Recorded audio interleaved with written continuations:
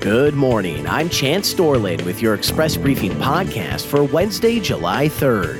Find these stories at expressnews.com and get each day's top news and sports headlines delivered to your inbox at expressnews.com/newsletters.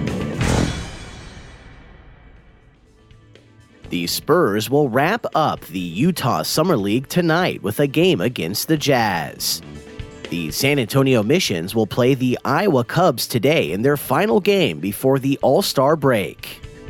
And tomorrow is the last day for Kiddie Park at its original site. Expect scattered thunderstorms and a high of 89 degrees. Neither the San Antonio Firefighters Union or the city will have a final say in the outcome of a bitter, years-long contract dispute. The union declared an impasse in contract talks Tuesday, sending the stalemate to binding arbitration, where a panel of arbitrators will produce a deal. The firefighters' last collective bargaining agreement expired in 2014. The dispute has been at the forefront of city politics ever since. Since February, both sides have met 19 times, 10 in public, 9 in confidential mediation, to try to resolve the issue. The union gained the authority to declare an impasse when Proposition C passed in the November elections. Arbitration means the city loses control over one of its largest expenses. The stalemate should be resolved in the next few months. If you're a retailer looking to set up shop in San Antonio, you may be out of luck. A little more than 94% of the city's retail space was occupied at mid-year, according to a Dallas commercial real estate firm's review of local shopping centers, with even large vacancies finding new tenants. Bed Bath & Beyond recently leased a chunk of a former Sears store, while Conn's HomePlus is moving into a former Toys R Us and Babies R Us store at the Forum Shopping Center, and taking over a former discount store on West Commerce Avenue.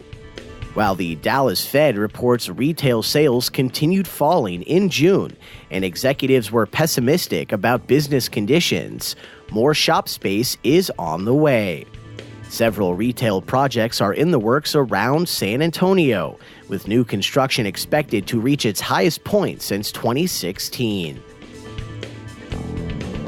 In other news, sales for the San Antonio-made Toyota Tundra continue to slip, but there won't be a redesign this year. Ahead of the 4th of July, officials are reminding the public about rules and safe practices for using fireworks, especially around children and pets.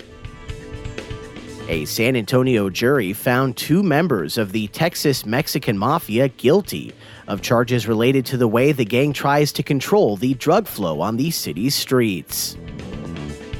Julian Castro says his presidential campaign has surged past the 100,000 donor mark, nudging him closer to the benchmark required for the next debate. Drew Eubanks is ready for another season of bouncing between the G League and NBA after making the most of the postseason on the Spurs bench. A NASA Orion spacecraft lifted off from Pad 46 at the Cape Canaveral Air Force Station on Tuesday in Florida. The successful test launch means NASA can move forward with its plans to put humans on the moon in 2024.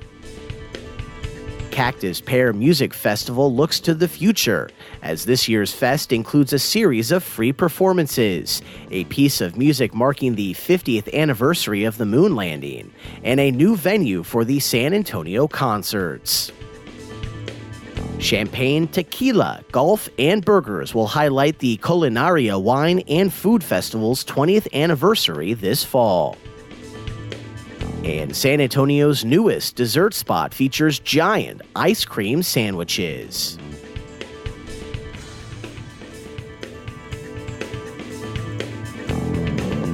And that's your daily San Antonio Express briefing for Wednesday, July 3rd. Find these and other stories at expressnews.com.